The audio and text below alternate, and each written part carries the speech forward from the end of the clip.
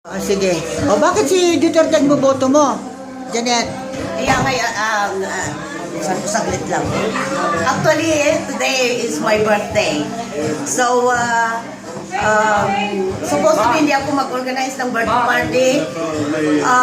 Isang purpose ko ito na nagkaroon ng birthday party nito dahil sa pagsuporta ko kay Duterte. So, yeah.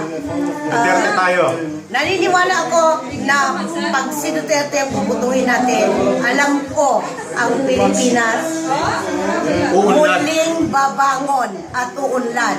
At mawawala na yung mga taong hindi karapat-dapat sa ating gobyerno. Isa pa, siguro, hindi na natin, maging less na ang mga taong mag-abroad. Lalo na sa mga taong matataas ang pinag-aralan. Nagtatrabaho sa abroad para lang ng napakababa, domestic helper, para lang mabuhay sila. Dahil nga sa way ng